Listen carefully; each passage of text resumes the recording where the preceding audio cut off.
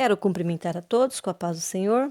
Sou Cristina Mello, estarei comentando a lição 7 do dia 15 de agosto de 2021. Nesse terceiro trimestre do ano, as nossas lições bíblicas estão com o tema O plano de Deus para Israel em meio à infidelidade da nação, as correções e os ensinamentos divinos no período dos reis de Israel. O comentarista é o pastor Clayton Ivan Pomerenig. Antes de iniciarmos aqui o comentário da nossa lição 7, o Ministério de Eliseu, eu quero fazer um pedido. Se você ainda não se inscreveu no meu canal, quero pedir que você se inscreva. Se você gostou do conteúdo, que você curta e também compartilhe aí com mais uma pessoa. Também há um sininho aí embaixo que, se você acionar, todas as vezes que eu publicar novos conteúdos, você será avisado. Amém? No dia de ontem, para adiantar a aula, eu apresentei o tema, bem como texto áureo, verdade prática, os textos da leitura bíblica em classe e os objetivos da lição. Então, hoje nós já vamos aqui para a introdução. Então, nesta lição, nós veremos que os milagres descritos no ministério de Elias, eles serviram para confirmar sua vocação divina, o seu chamado. Deus escolheu Eliseu para ser sucessor de Elias. E ele confirma esta chamada realizando os milagres por mão deste profeta. Fica aqui para nós uma lição espiritual, que quando Deus chama, ele confirma esse chamado. Foi assim com Moisés, foi assim com Jesus, o nosso Senhor, com os apóstolos de Cristo até os dias de hoje. Deus continua confirmando a chamada em nossas vidas e nós precisamos ter sensibilidade para perceber o agir de Deus por meio da nossa vida. Amém? E aí, vamos entrar aqui no ministério de Eliseu. O significado do nome Eliseu é Deus é salvação. Ele inicia ali o seu ministério profético no reinado do rei Jorão e vai até Jeoás. Então, ele inicia em 848 a.C. até 797 a.C., calculando aí, dá 57 anos. Mas nós sabemos que essas datas, assim, elas podem ter aí alguma variação, porque não sabemos ao certo quanto tempo Jorão já estava reinando e Jeoás também. Então, aí, alguns outros autores falam 50 anos, 51. Então, vamos aí de 50 a 57 anos. O ministério de Elias, ele durou menos, porque começa a apresentar ali as suas profecias no reinado de Acabe, em 875 a.C., e finda em 848, com o traslado do profeta. Então, vamos calcular aí uns 27 anos, mais ou menos, também. Então, o ministério de Elias, como dissemos anteriormente, ele é marcado por muitos milagres. Ele foi um dos profetas que mais realizou prodígios no nome do Senhor, mais até que Elias. Então, tem vários deles aí, a divisão do Rio Jordão em duas partes para passar a seco, quando ele sara as águas de Jericó, que comentamos na aula anterior, a passagem também, quando ele providencia água aos 3 reis e seus exércitos, quando ele prevê a vitória desses reis, que aqui já não é milagres, mas prodígios, não é? Também quando ele aumenta o azeite da viúva de um dos filhos dos profetas, quando ele profetiza que a sunamita, que era estéril, teria um filho. Mais tarde, quando ele ressuscita este mesmo menino, quando ele morre. Também ele tirou a morte da panela, ele multiplicou os pães, curou Naamã da lepra, também colocou a lepra de Naamã e Geazi, seu auxiliar, fez flutuar machado, cegou os homens do exército sírio. Também, após eles entrarem em Samaria, ele devolve-lhes a visão. Ele profetizou o fim da fome e do cerco da Síria. Ele predisse a morte do capitão do rei, profetizou a morte de Ben-Hadad e o reinado de Azael. E depois de morto, ele ressuscitou um defunto. Está lá em 2 Reis, capítulo 13, versículo 21. A morte dele vai estar bem registrada lá no capítulo 13 do segundo livro de Reis, já no reinado de Jeoás. Na verdade, a última profecia dada por Eliseu é a esse rei. E ele usa, assim, uma maneira diferente, não é? De ser usado por Deus. Se você ler lá, você vai ver que ele pede ao rei para pegar um arco e uma flecha e atirar ali aquele arco e aquela flecha, é onde ele entrega ali a profecia para o rei. Também nesta passagem de hoje, quando ele vai falar o que vai acontecer na guerra desses 3 reis, ele manda vir um tangedor de harpa, de harpa, né? Um harpista. Enquanto aquele homem está tangendo ali na harpa, Deus fala para ele o que é para ele falar para aqueles reis. Ele tem assim um ministério um pouco diferente nas suas ações. Neste capítulo, nesta lição, nós vamos ver o milagre do rio que começou a correr sem que houvesse chuva, a multiplicação do azeite da viúva e a aniquilação da morte presente na panela de cozidos feito pelo empregado do profeta. Nesses 3 eventos estão presentes a fé e a obediência dos envolvidos, bem como a atuação da unção de Deus sobre o profeta Eliseu. Ninguém faz nada se Deus não for com ele. E aqui vai apresentar na vida de Eliseu o mesmo Deus que esteve com Elias durante ali as suas profecias. Eliseu, assim como Elias, ele tinha um temperamento forte. Nós vimos na aula anterior que eles são um pouco diferentes no seu jeito de ser. Nós vemos um Eliseu um pouco mais terno com a família, ele pediu para se despedir da família, ele faz ali aquela refeição, e nós não vemos na vida de Elias algo relacionado à sua família e sabemos de onde ele veio, mas não faz referência ao seu povo, não é? A ele no meio da família. Embora que Eliseu também, a partir do momento que ele inicia o seu ministério profético, não há mais menção da sua família, mas apresenta ali um homem mais terno, mais próximo das pessoas, um ministério assim onde a misericórdia de Deus é bem acentuada na vida de todos aqueles no qual ele teve contato. No início aqui do capítulo 3 do segundo livro de Reis, vem falar aqui de uma passagem onde Eliseu salva os 3 reis e os seus exércitos.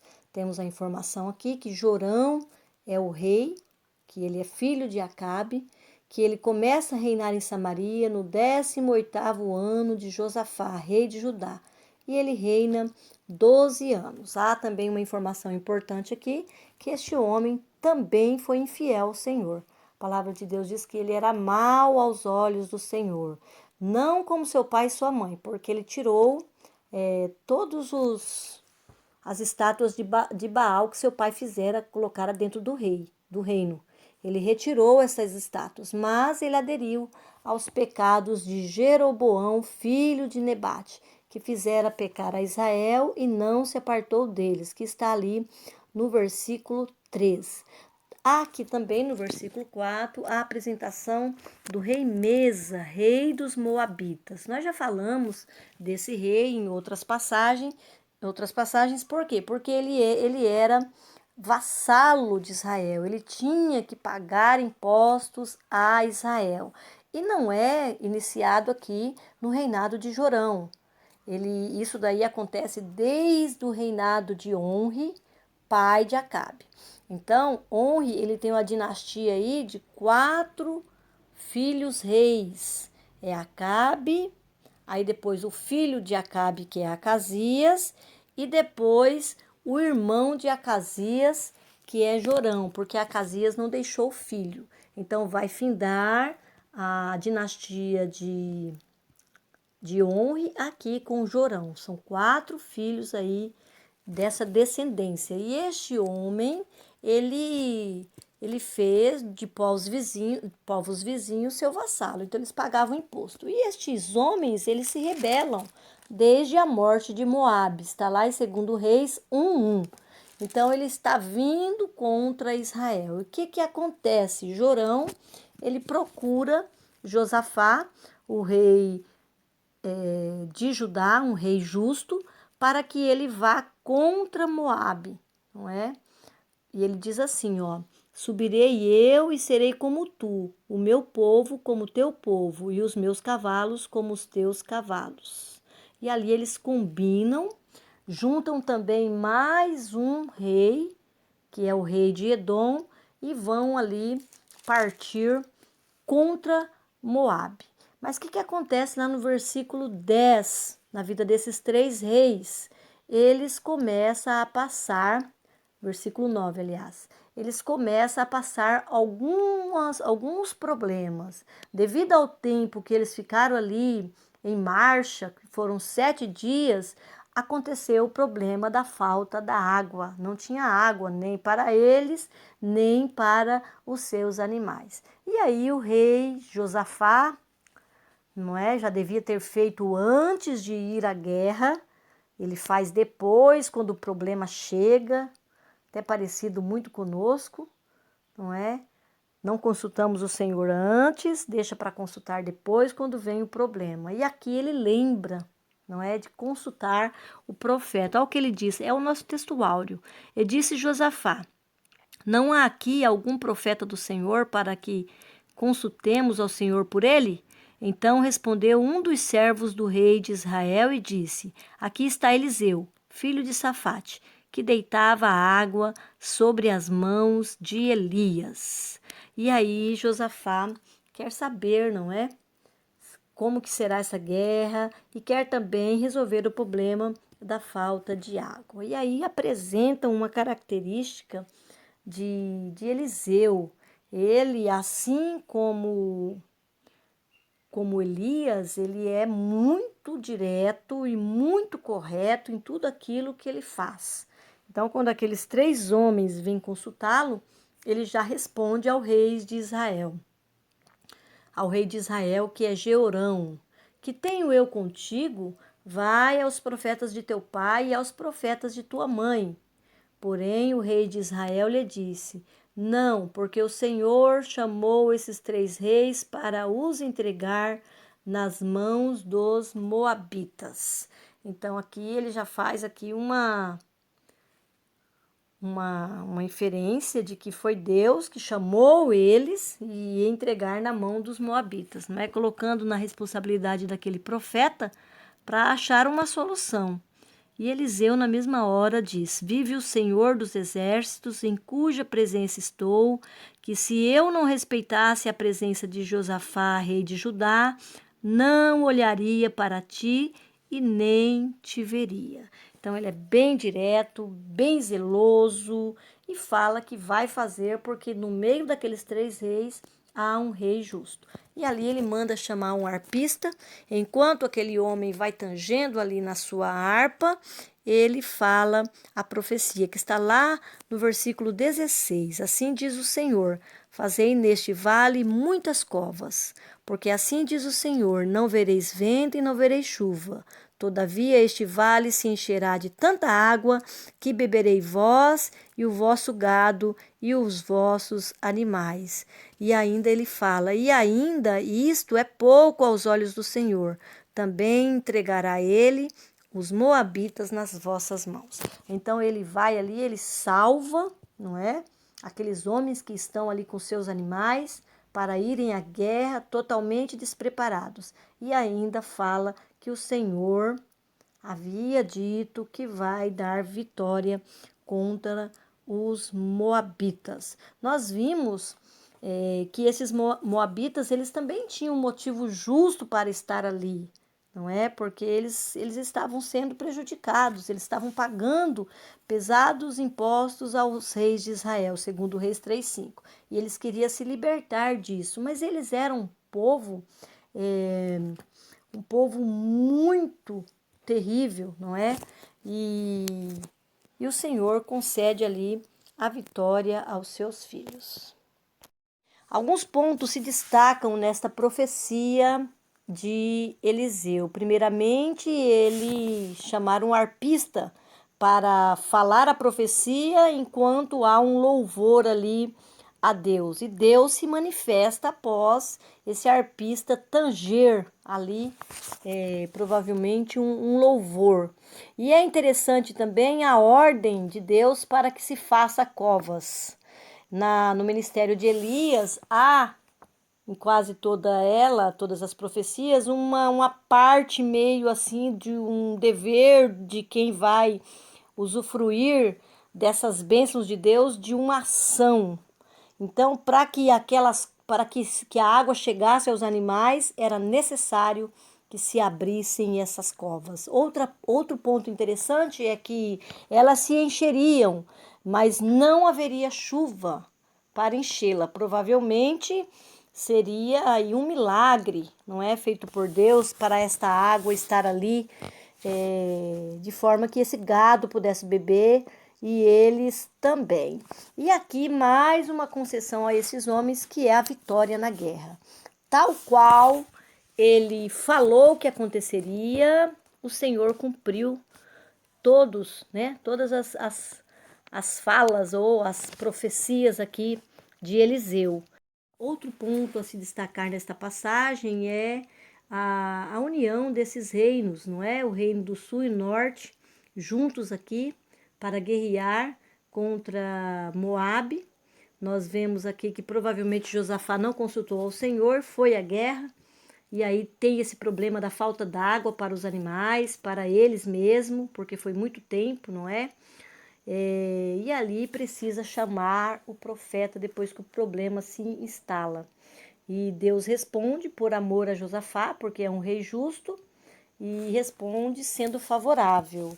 Mas esta união ela vai além, porque o filho mais velho de Josafá, ele vai se casar, ou talvez aqui já tinha se casado com a filha de Acabe. Nessas alianças, até mesmo anterior a Jorão, ele casa, não é? O filho dele mais velho com a filha de Acabe. E a Atalia, ela vai ser rainha, é a única rainha da história de Israel, mais à frente, quando o marido dela morre. E ali ela vai tentar exterminar todos os possíveis sucessores ao trono. Ela vai matar todos. E aí uma ama cuida de uma das crianças que sobra, que é Joás, que vai ser o rei mais à frente. Mas ela é uma rainha terrível, ela morre cedo por causa destas alianças entre esses reinos, não é? Um reino justo com um injusto. Então as alianças, às vezes, elas trazem problemas. Foi um casamento aí de um justo, não é? Um crente, um israelita fiel a Deus, com uma mulher filha de Jezabel, devassa, não é? Nessa união aí que vai trazer problema mais à frente para o reino do sul. Dando continuidade, vamos para o tópico 2, que traz o título Eliseu aumenta o azeite da viúva. Aqui ainda tratando, não é, do ministério de Eliseu, da confirmação de que ele havia sido separado, recebido a unção de Deus para ser profeta em Israel, apresenta a história desta viúva. Esta viúva, ela não tem nome, os seus filhos não têm nome, a palavra de Deus só cita assim, é uma mulher das mulheres dos filhos dos profetas.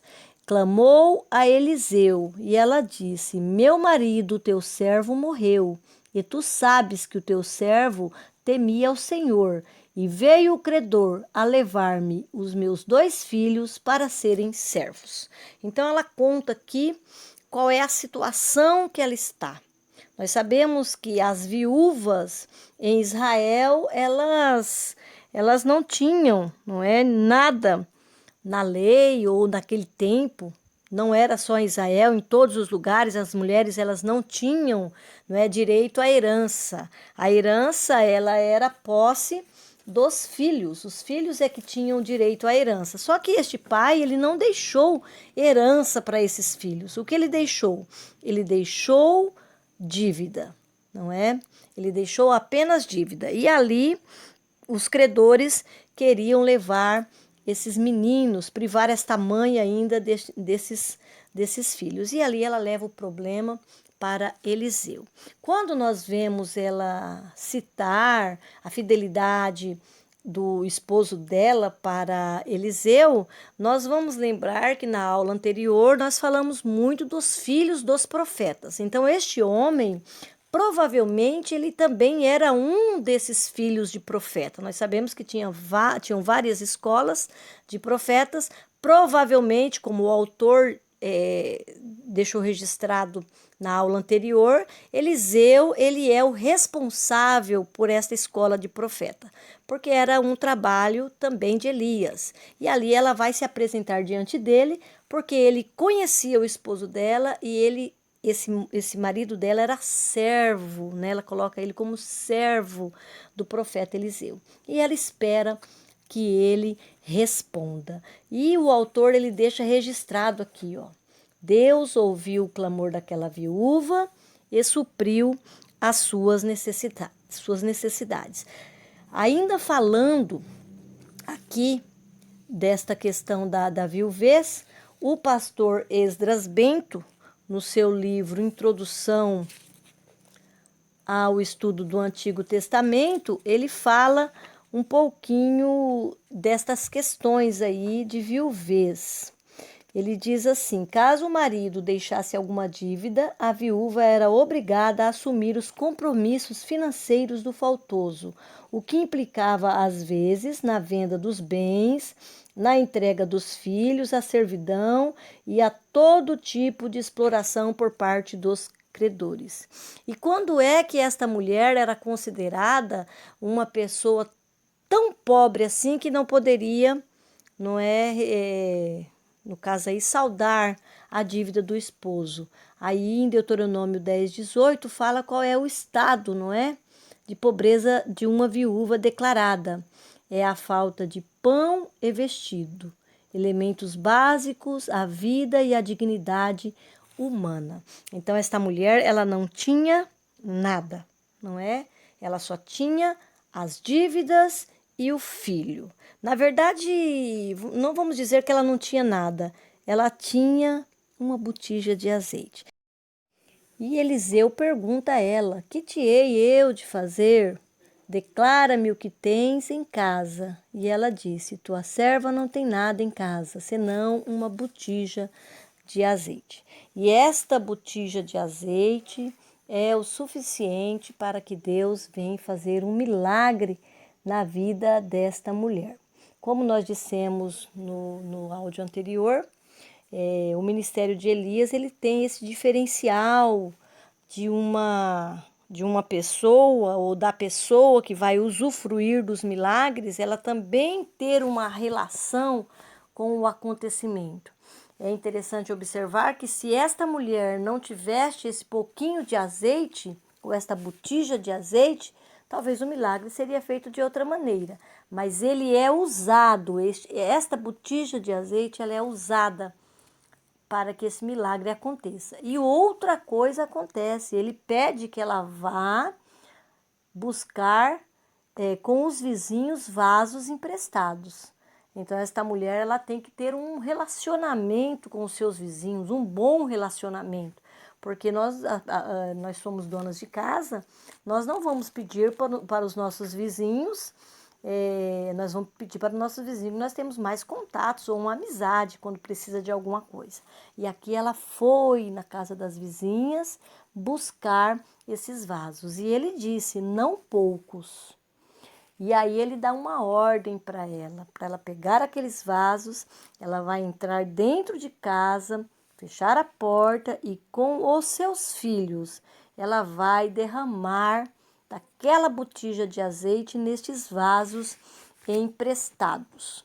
E aí ela faz desta maneira. A palavra de Deus diz assim: Partiu, pois, dele e fechou a porta sobre si e seus filhos, e eles lhe traziam os vasos, e ela os enchia.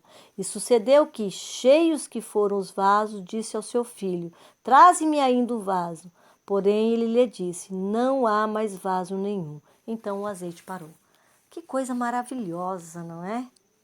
Se tivesse mais vasos, eles também seriam cheios. O azeite só para quando acaba os recipientes para serem colocados ali. E a palavra de Deus diz que ela vendeu este azeite, pagou a dívida e ainda manteve o sustento da família até o fim da sua vida. E quando nós vemos esta questão desse azeite aqui multiplicado, porque ela só tinha uma botija de azeite, nós vamos ver aí a finalidade desse óleo, não é? Ou desse azeite. Então, o que diz a história? Que ele era usado no cozimento, como comésticos, queimado como combustão na iluminação, e era sempre mantido em combustão, mesmo na casa mais pobre dos hebreus. Então ele trazia ali iluminação para aquela casa. Ele podia ser facilmente vendido pela viúva, a dívida paga e assim a necessidade da família seria atendido. E este milagre da multiplicação deste azeite, ele é realizado por mão do profeta Eliseu, não é? Nós vimos anteriormente, falamos que ele é um profeta mais chegado às pessoas, e aqui se prova na vida desta mulher. Então, ela precisou ter um contato com seus vizinhos para pedir esses vasos emprestados, e ela também tinha que obedecer todas as ordens do profeta. O pastor Clayton, ele faz aqui, ele comenta a questão deste milagre, e ele fala um pouquinho da questão de Eliseu neste momento, porque é um grande milagre, não é? E ele faz em oculto. Ele manda que ela traz esses azeites e ela fecha a porta sem alardes. Ele usa aqui esse termo, nem exibicionismo, na intimidade da sua família, para receber aí este milagre de Deus. E Eliseu, ele tem esta característica de não querer aparecer, que as suas intervenções ou as intervenções de Deus por suas mãos fiquem a público. Nós vemos mais à frente, quando Naamã o chama, ele manda o moço, não é? Ele não tem nenhuma relação com Naamã. Ele manda dar as ordens pelo moço. Ele não recebe o general Naamã. Então, ele não se preocupa aí com esta questão de pompas, que as pessoas vejam, não é? Então, ele chama este milagre, ele pede que este milagre seja feito no oculto, no meio da sua família. E é um milagre grandioso, não é? Imagine a cena, vários vasos e esta mulher enchendo ali e aquele azeite nunca acabava. Coisa grandiosa que Deus fez ali por amor a esta viúva, não é? Se ela não conseguisse saldar a dívida do esposo, ela perderia seus filhos. Nós vemos mais no Novo Testamento, na palavra de Deus, a responsabilidade do filho com a sua mãe, com a viúva, não é? A viúva ela não tinha direito à herança, era dos filhos, mas os filhos deveriam honrar este pai e esta mãe até o fim, também nestes cuidados. E ali ela perderia tudo se não fosse a intervenção de Deus por mão do profeta Eliseu.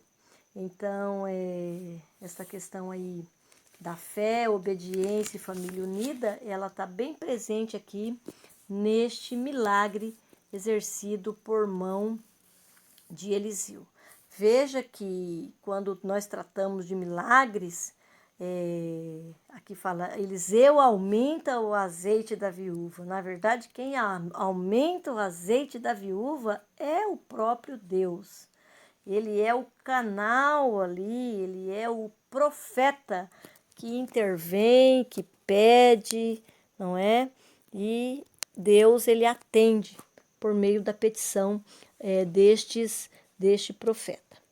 E aqui nós vemos o amor de Deus, não é? O cuidado dele na vida das pessoas simples de Israel. Aqui, uma pobre viúva, esposa de um profeta que morrera, e Deus colocando a sua mão e cuidando dela. O terceiro tópico vem tratar aqui de outro milagre feito por Deus através do ministério profético de Eliseu. E aqui vai fazer mais uma vez menção à escola dos profetas. De onde surgiu essa escola? Provavelmente ela foi estabelecida por Samuel. Lá no livro de Samuel há menção a uma escola de profetas e agora era dirigida por Eliseu. Ele, em relação a esta escola de profetas, ele realizou 3 milagres. O primeiro, tirou o veneno que havia na panela, que é o que nós veremos agora. Ele também multiplicou os pães e fez o machado que havia afundado na água flutuar. Esses moços, esses profetas, eles eram chamados filhos dos profetas. Nós vimos menção dele na lição anterior, porque eles eram como que adotados pelos seus mestres. Nós comentamos isso, essa questão de lançar a capa da maneira que Elias fez, era como uma adoção, ou levar aquele moço, não é, ali para ensiná-lo. Provavelmente Eliseu, ele frequentou esta escola de profetas, há menção delas tanto em Gilgal como em Betel e Jericó, segundo Reis, capítulo 2, versículo 3, versículo 5, 7, 15 e também capítulo 4, versículo 38. Então, estas escolas, elas funcionavam assim. Esses alunos, esses filhos dos profetas, eles aprendiam a lei de Deus nessas escolas, eles desenvolviam um relacionamento com o Senhor, da mesma forma como os profetas, e especialmente contribuíam como uma forma de manter a resistência contra a apostasia e a idolatria que imperava em Israel.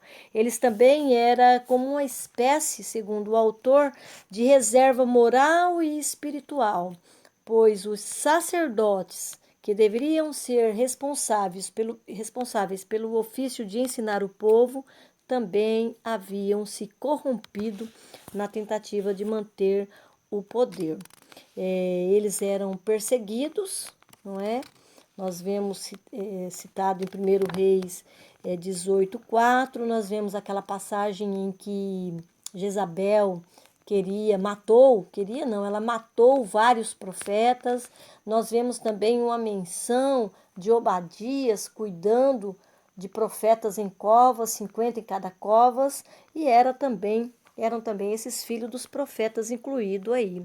E nós vemos também o próprio Deus fazendo menção de um povo, de um grupo grande de 7.000 joelhos que não se dobraram nem beijaram os pés de Baal. Provavelmente esses profetas, eles estavam incluídos. E aqui nesta passagem deste milagre aqui realizado por Deus, por mão de Eliseu, a morte na panela, foi nessa escola de profetas em Gilgal. Eliseu, ele ordena aos seus servos que fizessem um ensopado para alimentar os discípulos. Talvez devido à inexperiência no conhecimento das plantas ou pela escassez de alimentos, ele cozinhou uma espécie de pepinos silvestres, diz o autor, que continha um veneno, que logicamente não era comestível. Então, quando a descoberta é feita, vem aqui mais um outro fato na vida aqui de Eliseu em relação a este alimento. Ele manda que tragam farinha, não é? Para que deitasse sobre aquela panela e assim o povo podia comer. Então aqui há uma intervenção das pessoas para que o milagre fosse feito. Está registrado lá em 2 Reis, capítulo 4, versículos 40 a 41. Eu vou ler. Assim tiraram de comer para os homens. E sucedeu que, comendo eles daquele caldo, clamaram e disseram: Homem de Deus, a morte na panela. Não puderam comer. Porém ele disse: Trazei-me, pois, farinha. E deitou-o na panela e disse: Tirai de comer para o povo. Então não havia mal nenhum na panela. Então aqui a intervenção é aquela farinha que foi derramada, tirando ali o perigo e Deus realizando um milagre, não é? Deus protegendo a vida destes homens da morte, não é? Era um alimento ali que iria matá-los. E o autor ele traz aqui no livro de apoio, relacionando aí esta morte na panela com os perigos das falsas doutrinas. Muitas vezes até por ignorância, muitas vezes até por falta de conhecimento da palavra de Deus, muitas vezes por procurar, consultar livros ou pesquisar conteúdos da internet, acabam que aprendendo de forma errada e ensinando errado, não é? É importante que quem ensina tenha como fonte a palavra de Deus. E se acontecer de perceber algum erro, que se faça a correção. Que se faça a correção a tempo, não é? Para que não haja aí um ensino errôneo da palavra de Deus. Então, o autor aqui, ele traz aqui esta questão da morte na panela em relação às falsas profecias ou as falsas doutrinas, não é? No meio do povo. O autor ele diz assim: a alimentação estragada na escola de profetas aponta para o fato de que muito facilmente se pode inserir doutrinas estranhas na mente de pessoas que ainda estão em fase de crescimento espiritual, o que pode levá-los à morte espiritual. Aí ele faz menção aqui da rapidez da ação de Eliseu, trazendo ali cura, não é? Ali mais uma cura, talvez, para aqueles homens, porque eles já tinham até iniciado o alimento, e ali eles percebem, talvez pelo gosto, e ali ele traz, coloca aquela farinha, e ali eles podem se alimentar, não é? E o autor aqui ainda, ele traz nesses 3 milagres de Eliseu, que acontece a intervenção do homem. Olha o que ele diz aqui: na salvação dos exércitos, eles precisaram cavar os poços, não é? Para que as covas, para que enchesse de água. No milagre da multiplicação de azeite, foi preciso buscar as vasilhas e derramar o azeite da botija dentro delas. E na morte na panela, mandou-se colocar farinha. Isto demonstra que muitas vezes os milagres de Deus na nossa vida, que Ele opera nas nossas vidas, acontecem em cooperação com a operosidade humana, pois o Senhor tem compromisso com pessoas que têm fé, mas também aqueles que são diligentes e trabalhadores. Então, nós que necessitamos de um milagre do nosso Deus, muitas vezes nós precisamos também fazer a nossa parte, que cabe muitas vezes na obediência, não é? Na obediência. Também é necessário que nós tenhamos fé que o nosso Deus, ele pode fazer. Amém? Então era isso que eu tinha para ensinar sobre estes milagres exercidos aqui por mão de Eliseu, profeta substituto de Elias.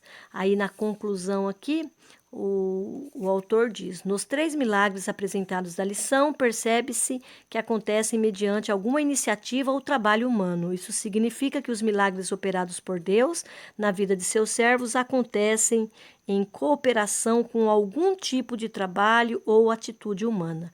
Deus tem compromisso com pessoas de fé, mas que também sejam operantes e diligentes.